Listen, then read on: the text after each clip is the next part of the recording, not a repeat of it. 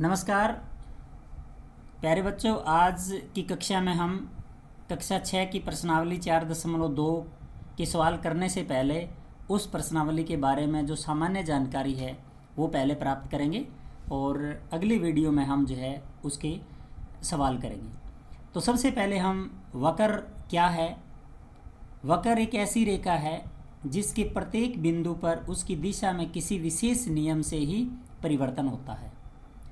यानी वक्र एक ऐसी रेखा है, ये ऐसी आकृति कह सकते हैं, जिसके प्रत्येक बिंदु पर उसकी दिशा में किसी विशेष नियम से ही परिवर्तन होते हैं, बदलाव उसमें आते हैं। अब वक्र दो प्रकार के हैं।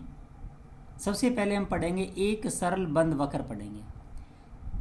सरल बंद वक्र एक वक्र है जो एक ही शुरुआत और समापन बिंदु होता है। यानी ऐसा सरल बंद वक्र होता है जिसका शुरुआती बिंदु और समाप्त बिंदु एक ही है। जैसे मैंने अगर यहाँ से शुरू किया है इसको और ऐसे घुमाते हो, अगर यहाँ मैं रोक रहा हूँ तो ये एक इसका शुरुआती और अंत बिंदु एक ही है। इसको हम सरल बंद वक्र कहेंगे। जैसे ये जो मैं वक्र खींच रहा हूँ ये सरल बंद वक्र है बच्चों। मैंने यहाँ से स्टार्ट किया था और यहाँ से ये बंद हो रहा है। उसके बाद है खुला वक्र। खुला वक्र एक वक्र है जो स्वयं को काटता है। यानी एक ऐसा वक्र है जो स्वयं को काटता है। बंद वक्र स्वयं को नहीं काटता, जबकि खुला वक्र स्वयं को काटता है। जैसे ये वक्र है जो यहाँ पर जो है वो खुद को ही काट रहा है, स्वयं को ही काट रहा है, इसलिए हम इसे खुला वक्र कहेंगे। कोई भी बंद वक्र है उसके तीन भाग उसके अंदर होंगे। सबसे पहले वक्र का अभ्यंतर, यानी इस बाउंड्री के अंदर के भाग को जो है हम इस वक्र का अभ्यंतर कहें। किसी वक्र के अंदर के क्षेत्र का भाग वक्र का अभ्यंतर भाग कहलाता है। जैसे बिंदु ए जो है वो वक्र के अभ्यंतर भाग में स्थित है। बिंदु ए है वो हमारे इस वक्र के अभ्यंतर भाग में स्थित है।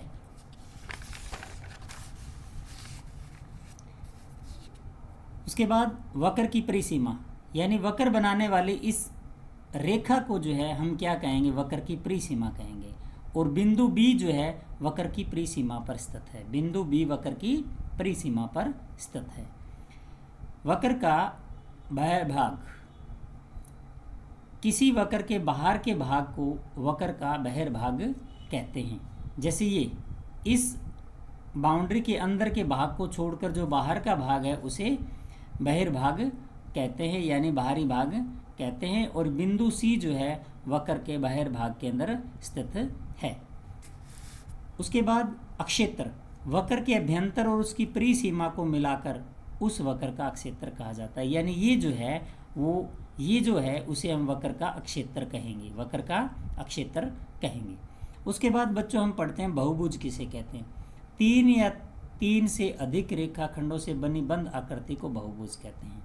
तीन या तीन रेखाखंडों से बनी बंद आकृति को बहुभुज कहते हैं। जैसे ये एक बहुभुज है और 1 2 3 4 5 भुजाएं, इसलिए एक पंचभुज भी कह सकते हैं इसको, और एक ये बहुभुज है।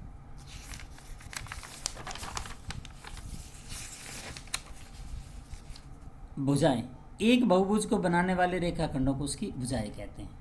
यानी बहुभुज की भुजा कौन सी होती है, उसको बनाने वाले रेखाखंडों को भुजाएं कहते हैं।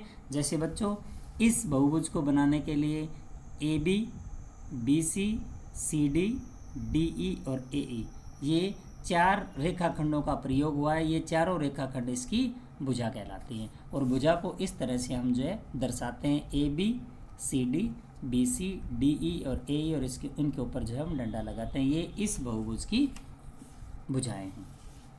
शीर्ष, दो भुजाएं जहाँ मिलती हैं उस बिंदु को हम शीर्ष बिंदु कहते हैं। यानी ये बच्चों जैसे ये दोनों भुजाएं इस बिंदु पे मिलती हैं, ए बी और बी सी जो है वो इस बिंदु पर मिलती हैं, तो ये जो है इस बहुभुज का एक शीर्ष है। इसी प्रकार से सी भी एक शीर्ष है, डी भी एक शीर्ष है, ई भी एक शीर्ष है और ए भी एक शीर्ष है। आसन भुजाएं, कोई भी दो भुजाएं जिनमें एक उभयनिष्ठ अंत बिंदु हो बहुभुज की आसन भुजा कहते हैं। यानी जैसे इस बहुभुज की बच्चों ये ए बी और ये बी सी, इसका एक बिंदु जो है उभयनिष्ठ है, तो इसलिए दोनों भुजाएं क्या कहलाएंगी, आसन कहलाएंगी। ये दोनों भुजाएं क्या कहलाएंगी, आसन कहलाएंगी, क्योंकि इस एक बिंदु में कॉमन या उभयनिष्ठ है। इन दोनों भुजाओं में डी कॉमन है, इसलिए जो दोनों भुजाएं आसन भुजाएं कहलाएंगी, इन्हें कहते हैं आसन भुजाएं।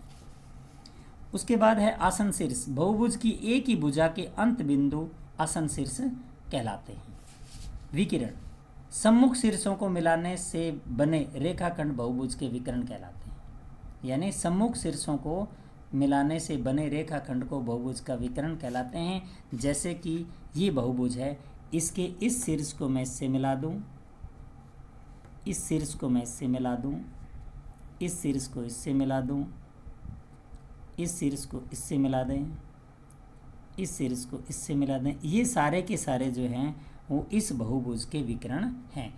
सम्मुख शीर्षों को आपस में मिलाने वाले रेखाखंडों को क्या कहते हैं? बहुभुज के विकर्ण कहते हैं। अब बहुभुज दो प्रकार के होते हैं बच्चों। एक है समबहुभुज। एक ऐसी बहुभुज होती है जिसकी सभी भुजाएं और कोणों के माप समान होते हैं, उसे समबहुभुज कहते हैं। जैसे वर्ग एक समबहुभुज है, क्योंकि वर्ग के सभी भुजाएं और सभी कोण बराबर होते हैं। समबाहु त्रिभुज एक समबहुभुज है, क्योंकि समबाहु त्रिभुज की भुजाएं और कोण क्या होते हैं? समान होते हैं। उसके बाद है विषम बहुभुज। ऐसी बहुभुज जिसकी सभी भुजाएं और कोणों के माप अलग अलग हों, उसे हम विषम बहुभुज कहते हैं। जैसे विषम बाहु त्रिभुज है, जैसे मैं एक त्रिभुज बना रहा हूं, ये जो है विषम बहुभुज का उदाहरण है। जैसे मैंने एक चतुर्भुज बना दी है,